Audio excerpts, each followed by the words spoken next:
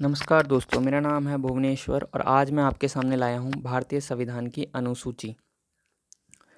दोस्तों, इसमें से हर पेपर में लगभग एक क्वेश्चन बन जाता है, तो चलिए आज पढ़ते हैं।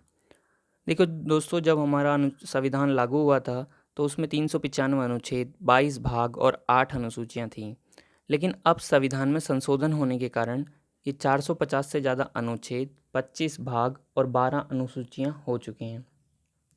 तो चलिए पढ़ते हैं।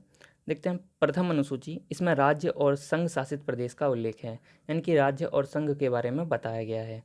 दूसरी अनुसूची जो है, इसमें भारतीय राज्य व्यवस्था के पदाधिकारी जैसे राष्ट्रपति, उपराष्ट्रपति, सुप्रीम कोर्ट के न्यायाधीश, राज्यपाल, हाईकोर्ट के न्यायाधीश, इनके वेतन, भत्ते और पेंशन आदि के बारे में बताया गया है। जो तीसरी अनुसूची है, इसमें भी विभिन्न पदाधिकारियों की शपथ का उल्लेख है। शपथ का पदाधिकारी के बारे में आपको पता चल गया, जैसे राष्ट्रपति, उपराष्ट्रपति, सुप्रीम कोर्ट के न्यायाधीश, हाई कोर्ट के न्यायाधीश, राज्यपाल। देखिए, आप अगर इसे याद रखना चाहते हैं तो ऐसे रख सकते हैं कि पहले राष्ट्रपति को वेतन चाहिए और फिर लेगा शपथ, ऐसे आप याद कर सकते हैं। जो चौथी अनुसूची है, उसमें सिंपल भाषा में राज्यसभा में सीटों का बंटवारा है और राज्यसभा में जो सीटें बढ़ती हैं वो जनसंख्या के आधार पर होती हैं। चलिए पांचवी अनुसूची देखते हैं। इसमें एससी और एसटी के प्रशासन और नियंत्रण के बारे में उल्लेख है, लेकिन ध्यान रखने वाली बात यह है कि 4 स्टेटों को छोड़ के, मेघालय, मिजोरम, त्रिपुरा और असम। तो चलिए छठी अनुसूची के बारे में पढ़ते हैं। इसमें मेघालय, मिजोरम, त्रिपुरा, असम के जनजातीय क्षेत्रों के प्रशासन के बारे में प्रावधान है।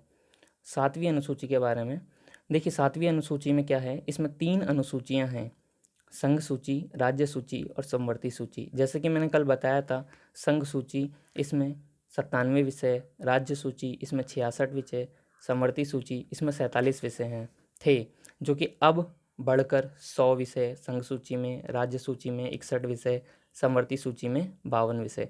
और जैसे कि आपको पता है कि समवर्ती सूची हमने ऑस्ट्रेलिया से ली है, संघ सूची और राज्य सूची अमेरिका से ली है। अगर आप इसको याद रखना चाहते हैं तो एक नंबर की तरीके से इसको याद रखें, 97, 66, 47, 100, 61, 52, ताकि आपको लंबे समय तक ये याद रहे। आठवीं अनुसूची जो है, इसमें भारत की 22 भाषाएं हैं, 22 भाषाएं। लेकिन ये जब आठवीं अनुसूची लागू हुई थी, या हमने जब संविधान लागू हुआ था, उसमें 14 भाषाएं प्रारंभ में थीं।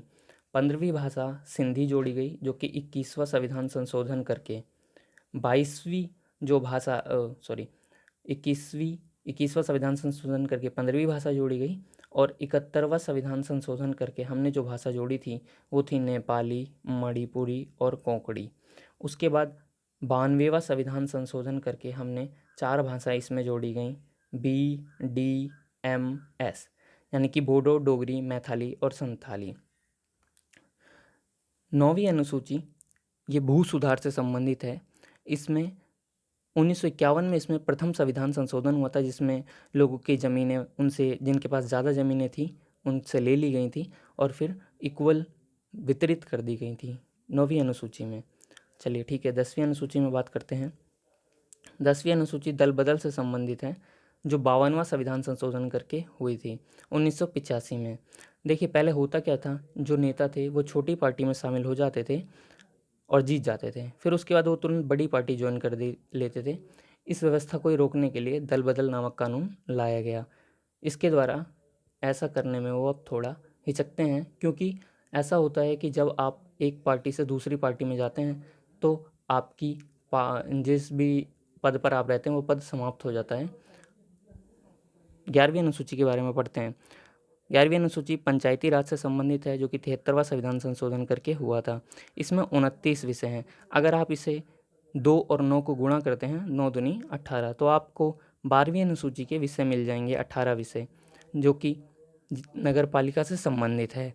अच्छा, ये संविधान संशोधन 11वीं अनुसूची के लिए 73वां संविधान संशोधन हुआ था और 12वीं अनुसूची के लिए 74वां संविधान संशोधन। दोस्तों, आप ऐसे ही पढ़ते रहिए, मैं छोटे छोटे वीडियो आपके लिए लाता रहूँगा ताकि आपका सपोर्ट कुछ हो सके मेरी तरफ से। Best of luck, thank you.